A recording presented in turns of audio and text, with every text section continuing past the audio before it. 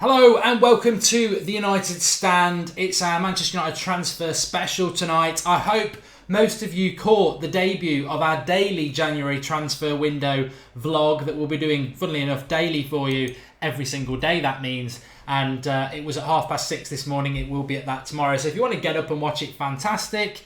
If you don't, then you can obviously catch up with it when you get up. Some of you might be students, some of you might not, but there you go. But the title of the sequence is Manchester United transfer news. I'm just opening up your live comments as per usual. Quite a few to get through, and then towards the end of it, if you want to do, I thought we might do a little bit of a transfer Q&A about players you want to talk about and stuff like that. But first of all, let's talk about, drop us a like on the video. 4 of you have disliked it already. What a life. It must be Arsenal fans. Apparently Arsenal losing 2-0 at half time to Bournemouth as well. Winter is here. The thing I must just say about a couple of things, Arsenal manager Arsene Wenger, I think it's absolutely fantastic he's still manager at Arsenal. How they've kept him for so long. They'll never win the league. And Fraudiola, Pep Guardiola and his little antics. Tell you what, I seriously tweeted it today. If you put Gary Neville or Roy Keane in charge of that Barcelona team he had, they would have won just the same amount of trophies as he did. We're all old enough to remember that team. The two best midfielders in the world in Xavi and Iniesta. Messi, the best player in the world, arguably. That team was just one of the best teams in the last 40 years. In fact, it would have been sabotage not to win the trophies he's done there, and he's been found out. So that's good. Half time with Arsenal is 0-2. But let's talk Antoine Griezmann. Let's talk Manchester United. We're in a position of strength for probably the first time this season, but a bit of a blow for Mourinho today and Manchester United in relation to Antoine Griezmann. Now, I must just say that this is the line, and this is the line the media have been throwing out, and this is where I'm sort of going with this, because there's a couple of things about the media that are just, you know, we've actually been called clickbait in the past, which I find ridiculous. I mean, everything's always explained in the video, but Manchester United Griezmann blow is the biggest load of false advertising there is. There is no blow. What's actually happened is Antoine Griezmann was interviewed today about maybe moving to Manchester United in the summer, maybe moving to other clubs, and he said, "Look, you never ask Bale, you never ask Suarez, you never ask Ronaldo where they're going to go," which is a lie because Ronaldo does get asked sometimes, but I don't want to talk about it. And he was quite moody about it. I don't want to talk about it. I'm happy where I am right now. There is absolutely nothing in those comments to say it's a blow to Manchester United that he's not going to come, unless they're going down the line that they thought he was going to come in January, which any sane Manchester United fan never thought was an option anyway. Griezmann is going to come in the summer when he comes to Manchester United. You can't sign that sort of player in January. Sorry, I've got a bit of a cold. So you can't do that sort of deal in January, and there is nothing in there to suggest that he's not going to come to Manchester United in the summer. In fact, he boxed a very clever game. He was frustrated by being asked about moving when he's clearly not moving till the summer, and he said he's happy where he is now. We know that Simeone is leaving Atletico Madrid in the summer. He's opted not to do the second year of his deal. He's off. Saul Niguez is a player that I spoke about this morning on the transfer vlog. You can go and watch that. I'm not going to go massively into Saul Niguez. Suffice to say, he's a 6-foot midfielder in his early 20s who would be a great asset to Manchester United. We talk about replacing Michael Carrick. Saul Niguez is a different sort of player to that, but he's got the Spanish agility with the ball and movement and cleverness with the ball. He's also quite a physical player, so he could come in and do a job for us. And there's talk of us doing a double deal, but you know what? I'd be amazed if we don't sign Antoine Griezmann. It's been rumoured for so long. He was my last summer. If you were lucky enough to be part of the United Stand last summer when it started, we did a show asking about the transfer window, who would be the one player you wanted to sign, and mine was Antoine Griezmann at the start of last summer. I think he's exactly what we need. I think he is Rooney's heir, and I think he'd be an absolutely brilliant player. Mr. E has asked a very good question, Kroos or Pogba. Let's park that towards the end because there's a lot to get through and I want to get through it. So Griezmann, yes, nothing in his comments at all. The press are trying to say it's a blow. Maybe they're trying to say it's because he won't be coming in January, but all sane Manchester United fans knew that anyway. So don't worry about that. It's just sensationalism. And we've titled our video it, not for that reason, but just to really mock the media, really. And on the second thing I want to mock them about as well is the British press are a mixed bag if you're not from Britain. You've got the Sun and the Mirror, which you might use to, when you've had a walk, you've been out and it's muddy and you want to put your boots on something so it doesn't get your carpet dirty. You get the Sun or the Mirror out, and that's where you clean your boots on. You've got better standard papers like the Independent and the Guardian, bit hit and miss sometimes, but it's a better quality of paper. You got the BBC, who very rarely go to press on anything unless it's going to happen. I look back to when Van Gaal was sacked, when Mourinho was announced. We were hearing these sort of things when Pogba was signed. We were hearing them, and yeah, the BBC are a bit late sometimes because they always make sure that they're pretty much on the ball. They came out last week and said Manchester United are not interested in Victor Lindelof, and that's one of the. It won't be the first time. I'm sure a few of you got examples, but that's the first time I've looked at a BBC article and gone, I thought they're not right. Where they're getting that information from, that is not right. Lindelof has not been picked as part of the Benfica squad for the last 3 games. They are playing tonight. He's not part of that squad.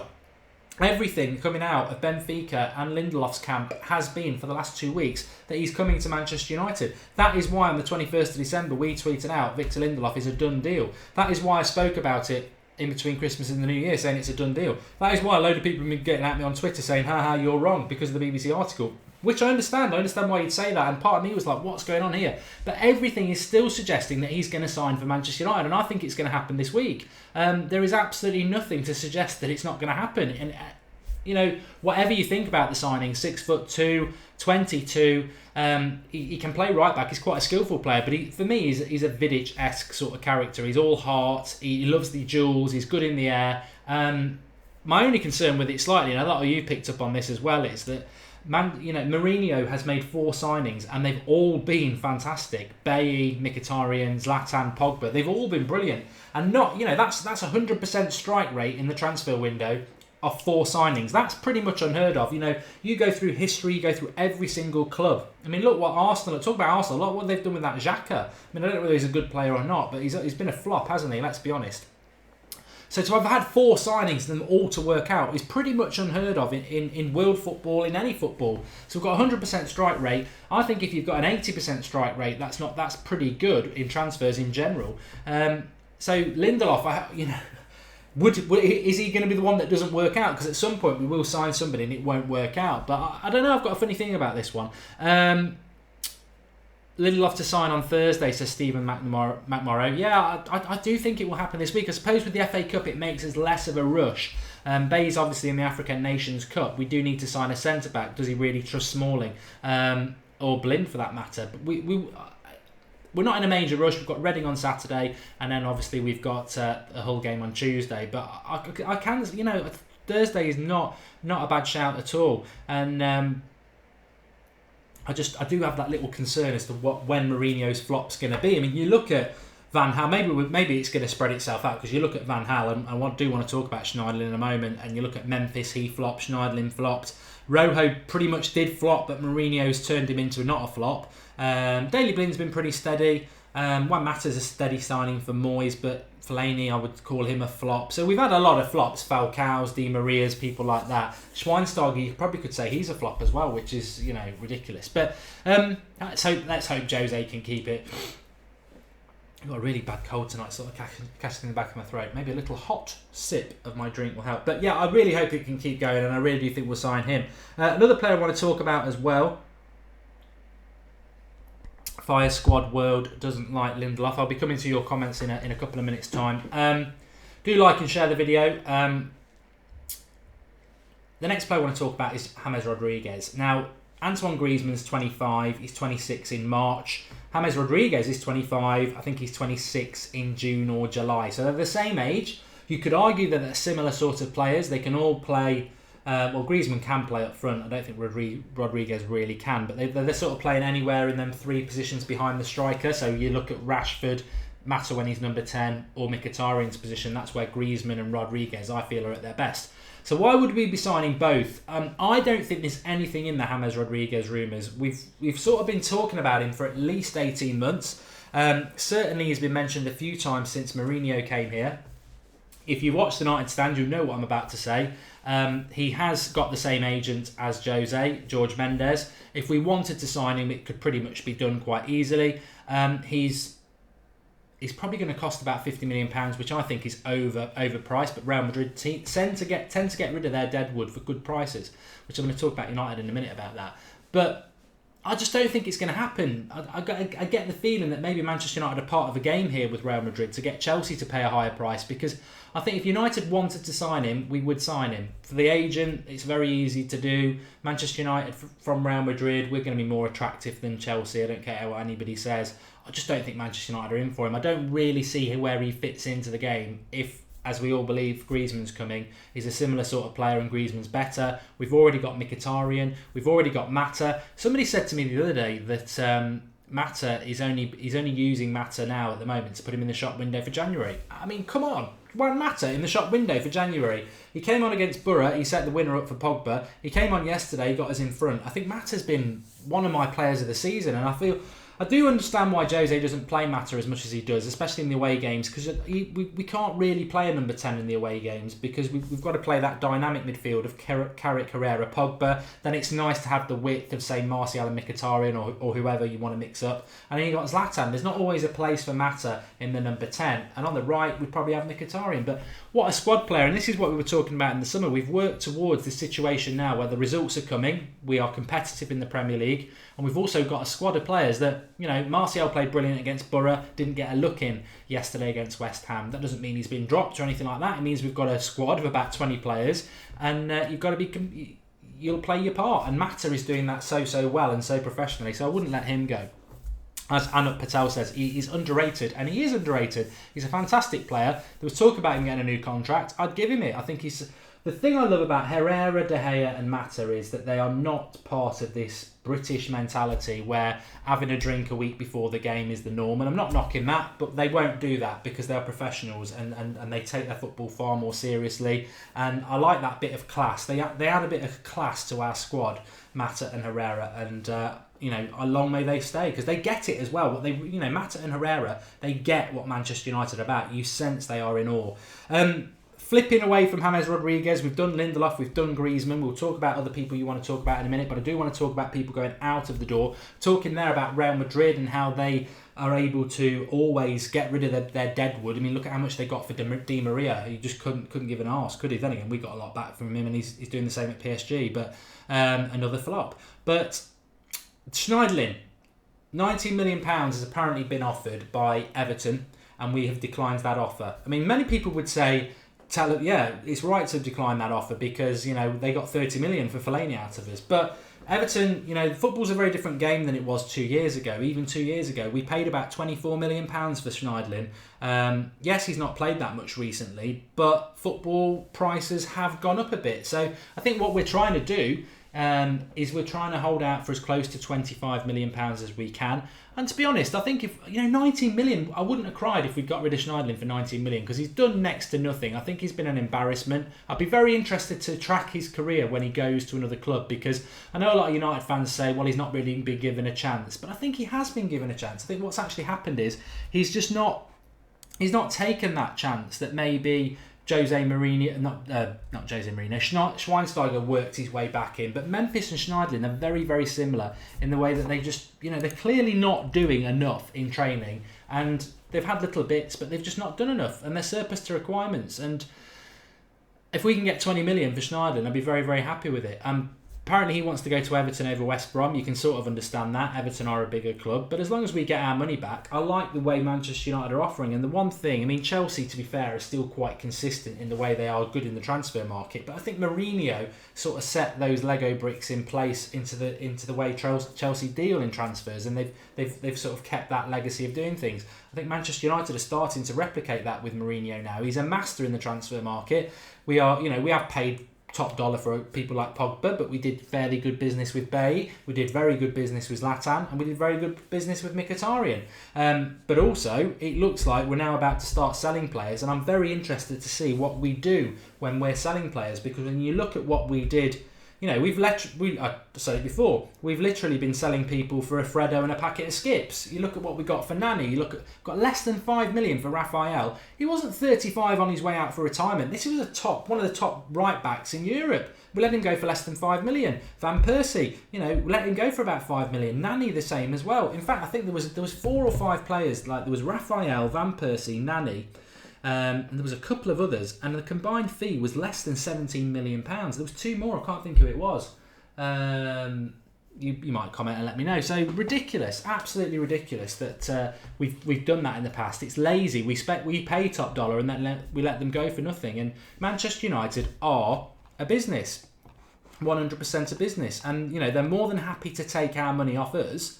So they should be acting better when they're selling players, because that makes it better for the fans, doesn't it? If we are actually making money, because we get told enough that Manchester United are a business. So yes, I think Schneiderlin is going to go, is the short answer. Yes, I think Memphis is going to go, but I think if we can get nearly 40 million for them two, that's brilliant business, and it will shut up a lot of these Arsenal, Liverpool fans who keep going on about the Pogba deal, because that basically means you get Pogba for 40 million and Memphis and Schneiderlin, which is absolutely brilliant. So we'll see what happens with that.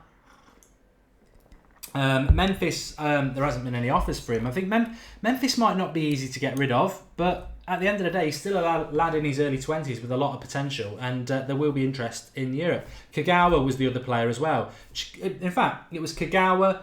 I don't know whether it was Kagawa, but it was definitely Chicharito, Robin van Persie, Nani, and Raphael all went under combined figure of 17 million. I mean, that's just bloody laughable, isn't it? If you could have got them for 17 million, 3 of which are still very much in their prime years, Raphael, Chicharito and Nani. I mean, that is embarrassing. And I remember at the time getting quite vocal about it, because, prices for the games, they're always taking money off the fans, but then we're doing other clubs favours by letting them have very good players for cheap. If we're a business, let's be a business. And that's what I like about the Schneiderlin thing. Strict Clan says, Mark, who do you want to win, Chelsea or Tottenham? Yeah, I'll take some of your questions now. I mean, there might, if you've got other transfer stuff to talk about, we've done Griezmann, we've done James Rodriguez, we've done Lindelof, and that will be done, a done deal. We've done Schneiderlin. So if there's anybody else you want to talk about, well, we'll take some of your questions now for a little bit. Gungshi wants Memphis to go out on loan, but if Mourinho's true to his word, he won't. Johnny Evans was another one, Jose205, exactly. Wages, says SFA 2008, is a massive thing, and it's a very good point. Manchester United wages are very big, and that can be a problem. In fact, we're probably this is what I'm talking about, football changing in the last couple of years, because Schneiderlin will be on good wages, as will Memphis, and I think previously that might have been a problem to get rid of them, but because there's so much more money in football now, and Everton have got a rich owner, I don't think we're falling into that one. Joa says that no one in the Benfica team is playing from the first team tonight because it's a cup game, which is fair enough, but Lindelof has still been left out a lot. I think Kagawa was a bit lightweight, somebody was saying there, but I'd agree with that.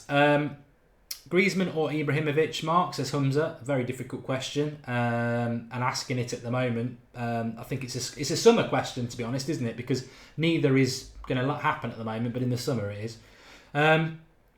Mad Mark wants my cup. Cheers. Chelsea Tottenham. I think I spoke about this last night. Chelsea Tottenham. Chelsea for me every day of the week. I don't really want Chelsea to start dropping points until we're in second place. That's when I'll start thinking about Chelsea. At the moment, because of the amount of points we've dropped, realistically, you've got to look at the team above you, and we've been in sixth for too long despite winning lots and lots of good games. So I want Spurs to drop points tomorrow. I want Arsenal to drop points tonight. I want us to beat Liverpool in 2 weeks' time. It's going to get congested with us and City and Arsenal. I want us to come through that congestion like a fucking Ferrari, and I want us to be in second place, and then we'll start hunting Chelsea down. Remember, we've got to play Chelsea, but for tomorrow, I still think it's too early for me to say I want Chelsea to lose points, because the one thing I don't want is Liverpool getting anywhere near a league title, and I think their heads are going to drop if Chelsea win tomorrow, because they really did think they were going to win the league, and I find it very funny. Arsenal are losing 2-0 and they're still losing. Right, let's get some of these questions in. This is what I want from all you lot. Arsenal are losing, says 313 Menace TV, which we know. Over 1,000 of you lot watching. I'm just going to do a personal shout out for the United Stand. We started doing the 5-minute transfer vlogs. You get a lot of transfer news comes in overnight in the morning. So rather than waiting at 8:30, because we've all got day jobs, what I did this morning is, and all through January, you're going to get a bonus bit of video content on the YouTube channel, which will go up at about 6:30 live, but you can pick it up when you get up. Maybe watch it on your way to school or work or at work or when you're having a coffee. It'll only be 5 minutes. And it'll be a quick summary of what the transfer news is for Manchester United that particular morning. So tomorrow morning at 6:30 that will go up. There's always something. We were talking about somebody this morning from Hoffenheim. Zuul is his name, 6'5" centre-back. It was linked to us. We know we've got a lot of scouts in Europe, but apparently he's a done deal to Bayern Munich. So it's that sort of thing. And it's quite interesting, so get involved. But Dybala to Madrid, done according to the Sun, says Stephen McMurray. You ruined it with the Sun. Personally, I don't know what anybody else thinks, but we get told stuff. You follow certain people. There's some people that you can pretty much think that's probably something in that. And then there's the Sun, the Metro, the Mirror, the Star. I just don't believe any of it. I didn't watch from the beginning. What is happening with Griezmann, says Alexander Alexic. Should we tell him? Or should we make him go back and watch at the start? But it's basically saying that the Griezmann apparently is a blow that we're not going to sign Griezmann, because that's been reported today, because Griezmann did an interview saying he didn't want to talk about transfers. He was quite angry about it and he's very happy where he is at the moment. It's a no news story. He's not coming to United in January. Of course he's going to stay as happy with where he is at the moment. I firmly believe he'll be a United player in the summer. Stoke goal, don't care. How do you replace Carrick? I know you can't, but do you change the formation or what? Says Samuel Berry. It's becoming a more and more prevalent question. There are some good opportunities here. There's Sean Goss in the youth squad. If you've ever seen anything of him, he's a very good player and he's very similar to Carrick in the way he plays the game. So that's a youth option. Would Mourinho use the youth? And also he's probably about 3 or 4 in line behind Rashford, Fosu Mensah and Swansea. Is he going to go 4? I don't know. But you never know. A very left field one. I saw Pereira playing in that position against Wigan. He was fantastic. Maybe he could come back and do that job. It's not as left. I really do believe that, and I know it upsets some people, but I do. Then you've got, like you said, your different options. You maybe got Bakayoko at Monaco, Kessie at Atalanta. These energetic destroyer, Matuidi, Kante sort of players. You move away from the Carrick dictator and positional masterman, and you go for somebody like that. Solniguez, somebody like that, Atletico Madrid. I think, like Rebecca says, Goss is quality, but we might have to, I don't think Carrick is replaceable man for man. If he was, we would have done it, but we'll see. Brad McNamee's got a great one. Who lasts longer, Pep or January? That's put a smile on my face, Brad. That is very good. I think Pep Guardiola will be here till the summer, but it's nice. It's nice that what we predicted in the summer. Again, if you're watching United Stand, I've called him Pep Guardiola for a long time. I didn't say he was going to flop. I think I predicted he would flop, and the reason being is that Barcelona is no measurement of what sort of manager he is. That I personally think most of us could go and manage that side and win. It is one of the best, maybe not now, but certainly was then, one of the best sides there's ever been. Bayern Munich, I think he failed. Bayern Munich should win the league every single year. It's like Celtic in Scotland. And he did win the league, but he didn't win in Europe, and he didn't get close to winning in Europe, so he failed. And he had a lot of money, and he had a star-studded side. I mean, they buy their players from the second best team in Germany. They take Dortmund's best players. So winning with Bayern Munich's not hard to do. Charles, so I think he might turn it around at City, but it's certainly a real challenge of his managership, and we'll find out whether he really is a manager, because I don't think we have yet. But the press, again, this is sort of mocking the British press, I suppose, in today with today's show. It just shows you how out of touch journalists are. I mean, I think you lot, the United Stand, other fan channels, this is pretty much the future for football. I mean, it's the way it should be, because it's educated people who actually care about their clubs, talking about their clubs. And, I've grown up, and a lot of you will have grown up with the fact that we just get given, I remember before the internet, and you were just given the broadsheets from these journalists who, they go off to university and get their degrees and they start writing all this stuff. But ultimately, it's just one person giving off their pretty poor researched articles to millions, and people think there's something to it. And, Pep Guardiola is a prime example of it. Many of us were talking in August about, we don't like City. Granted, we don't like City, but I think the warning signs were there with Pep Guardiola. He's just, why would you say that he's the best manager in the world? Because when you actually look at it, what has he done? What has he done with that anybody else couldn't do. I don't really like Jurgen Klopp because he's gone to Liverpool, but actually I quite like the way he's passionate. I like the way he gets his teams to play, pressing. He's not really won anything yet doing it that way, certainly not in Europe, and I know he's won a couple of titles in Germany, but he could be another Wenger. Pretty football, but toothless. So Mourinho's the man, isn't he? He is the man. And I don't think, I think part of you does it because you love Manchester United and you go, yes, you're going to back your manager, and that's right. But I also was very confident for the one reason that he wins the title in the first 2 years wherever he goes, and he's a winner. And what Mourinho's really impressed me about the most is that the football. I didn't really understand him as a footballing manager at other clubs because I didn't watch him enough. I knew what sort of manager he was in the way he's a winner, but the football styles and that I didn't really know a lot about. And what I've seen at Manchester United is some of the best football we've played in 5 years. So very, very impressed with that, and I think he's the right man. Wasted says, Mark Darmian at centre-back, thoughts? I do like Darmian, and I've been quite fair to him for a long time, but to be honest, over the last month, I think it's time to go. And unfortunately, it was one of the things I said when we signed Darmian. I really wanted it to work out, but name me an Italian defender that's worked in the Premier League. It's just something about it. It's a bit like, Ji-Sung Park apart. Asian players in the Premier League don't really tend to do that well. I'm talking about, Chinese, that and everything like that. Kagawa didn't do that well either, did he?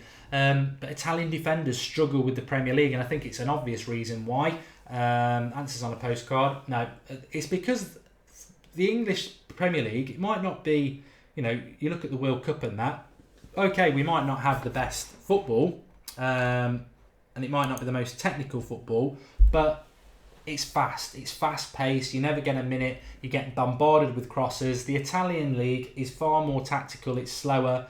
You don't get many, well, I haven't watched it for a long time, but when I used to watch it in the 90s, you get a lot of 1-0s, 2-0s, 2-1s, 1-1s. There's not a lot of goals, and it's a lot slower, and I think that's why they suffer. I'd forgotten in the bottom right-hand corner, I should have switched it on a long time. We do have our live subscriber count, so we're very close to 61,100. If any of you've not subscribed, click on the hologram and subscribe, and we'll get over. But I'm going to take a couple more questions from you. 1,000 subscribers without a video challenge. Herrera needs to stay at United. He will do great things. I think he will. Dominique says, I remember when Arsenal fans said that Xhaka was better than Pogba. Idiots. They are idiots as fans. I don't really have a lot of time for Arsenal. Every club has got good fans. I'm sure there's Arsenal fans who watch this and they're nice blokes. But in the main, on Twitter especially, they are absolute twits. Nakata did do well. Who else should we sign apart from Griezmann, says Jurgen Crap. Good name. And that's a good question there from Sei Claxey. Mark, Mourinho's football, even from Porto, he outscored Guardiola's Barca to set records in the league. Well, I do. You're right, actually. I remember him at Chelsea doing that and the points record. Sandeep D says, how's Rogue One? I think he's talking about the new channel I'm going to start probably towards the back end of this week, and on Saturday night, it's probably going to be about 8:30, will be my first video on that channel. I'm going to move. It's going to be a Mark Goldbridge channel away from the United Stand, and it's for those people who want to get involved in it. And we're going to do like movie review week, and we're going to start off at 8:30 on Saturday night with live comments, and we're going to be reviewing Rogue One, the Star Wars film. And then what we'll do each week is we'll have a vote while we're live about what film we watch that week to review the week after. So get involved with that. English Premier League is fast-paced compared to Serie A. Totally correct, says George Kyle. Thank you. A defensive midfielder and a centre-back is what Ashwin Gill wants. We need Kante as a Carrick replacement, says Joward. I don't really like Kante. I think he does a great job at Chelsea, but he's not really a footballer in the sense that I think there's better players who can do the job that Kante does and also play the ball. Wetner Gaming says Rashford is the next Ronaldo. I don't know whether he can be the next Ronaldo, but I had this argument on one of the comments this morning that I said that on the video this morning, I said that Rashford is the best English striker. Name me a better one. And I had people coming back with Sturridge. You having a laugh? I mean, God, he should be sponsored by Band-Aid. He got injured again yesterday, didn't he? Harry Kane, big game bottler. He actually played at Old Trafford a month ago. People forget that. They actually did have a striker, and he was called Harry Kane. He was just stuck in the pocket of Phil Jones and Marcus Rojo. The only time you saw him was when he were taking him out and giving him to the other player.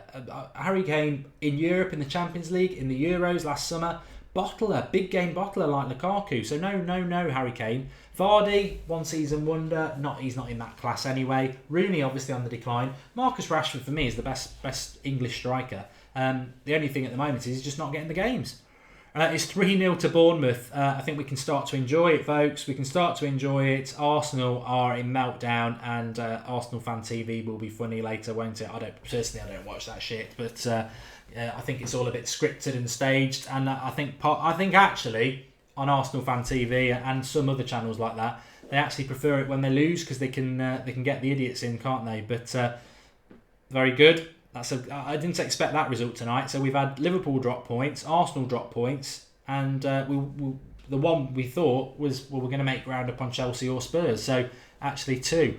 And I think we're 2 points off Arsenal. I'm not 100% sure on that. Let's have a look. It's more or less guaranteed now because it's going to be 3-0, isn't it? But no, you're right. We're 1 point off Arsenal. So we're 1 point off Arsenal. We're 3 points off City. We're 5 points off Liverpool, but if we win that, we'll be 2. It's ridiculously close. And actually, if Chelsea did lose tomorrow, we're only 10 points off them. I do think it's a bit of a gamble, though, to say, I'd like Tottenham to beat Chelsea and then we can go for the title, because it's very tight, isn't it? But we'd have to beat Liverpool then, which I think we will. I didn't realise we were that close to Arsenal. All the stick we've taken from Arsenal fans saying, look at you in 6th. And they're actually going to be 1 point ahead of us. Laughable. And the goal difference is starting to get chipped away, I know we're still quite away everybody else, but it's only about 10 goals, which you can turn around quite quickly. So, lovely stuff. Is there a match of the day tonight? Because that would be great to watch. Bournemouth getting absolutely stuffing. Fair play, Bournemouth. They should become everyone's second favourite team now, like Southampton used to be. They beat Liverpool for us the other week. They've beaten Arsenal tonight. Absolutely fantastic. And Antwin says Pogba or Kroos. Paul Pogba for me. I like Tony Kroos, and I think Tony Kroos would be a good a good replacement for Carrick, because I think he's that sort of player. But Pogba for me, the reason I like Pogba, and the reason I would personally take Pogba over Kroos, and I know some of you would say Kroos, and that's your opinion, that's fine. But the reason I would take Pogba over Kroos is for what I said yesterday and I've been saying for a while now. Name me a midfielder in world football who gets the ball and runs at the other midfield. And wingers, yes, there's loads of those. But an actual centre midfielder who's box to box, who gets the ball and runs at people and goes past them, that is an absolute star quality that is so rare. And the only one I can really think of is Zidane and Gascoigne. And how long, we're talking about 10 years, 20, 30 years. So that sort of trait in a player is absolutely brilliant. And so I would take Pogba. Plus he's younger, plus he's at United, and plus I think he's going to get better and better. I think he will, I've heard it said, and I agree with it. I think there will be a point where we say he was cheap at £89 million, because there's silly money in football now. Yeah, he's great. And somebody just said there, what happens to Rashford when Griezmann comes? And nothing. I think what Rashford did yesterday was, I'm sure Jose thought it about him anyway, but what Rashford did yesterday was just absolutely truly cement himself in Jose Mourinho's plans as somebody that he can trust. He will go and do a job for him. I don't like Rashford on the left wing. We've said this before. He's a centre forward, but he's up against one of the best centre forwards in the world at the moment. So he's doing a job for the team, like Rooney used to, like other people need to do, like people like Memphis and Schneidlin should have done. But he was brilliant yesterday. He made a real difference to the team. He sort of won us that game, didn't he, with that cutback for Mata? So absolutely superb. Renato Sanchez says Kev McGee would be a great acquisition. I agree with that. But when are you going to do FIFA, says Case and Gomez? That will be on the new channel as well. We'll sort all that out later in the week. But I'll tell you what I'm going to do. I'm going to go and enjoy watching the rest of the Arsenal game. I've really enjoyed that stream. 35 minutes has flown by. Fantastic comments as per usual. There's plenty of you watching, but there's not plenty of likes, so please drop us a like on the video. And just a reminder, if you didn't see the vlog from this morning, you can go and watch that now. It's on the channel, but I will be up live at 6:30 tomorrow morning with a transfer update. Pick it up live if you want to. or pick it up when you get up on the way to work in the morning. But it's just to remind you, every day in January we will have a new video going up in the morning about transfer news for Manchester United. And tomorrow night, 8:30, Skype Goldbridge. It's back. It's normally a Monday night show, but with the new year we got mixed up a little bit. So tomorrow night, 8:30, whatever you want to talk about, it's your show. Get Skyping in, and I'll give you the Skype name at the start because I'm going to change it because there's been some fakers and imitators, and there's only one United Stand Skype account. So we'll get that sorted for you tomorrow. But thanks everyone for watching. I'm going to go and enjoy the rest of Arsenal. This tell you what, 2017, it's the year that just keeps on giving to Manchester United, isn't it? Absolutely brilliant. And well done to Bournemouth. And winter is coming. And Manchester United, we're at the top of the queue. Thanks for watching.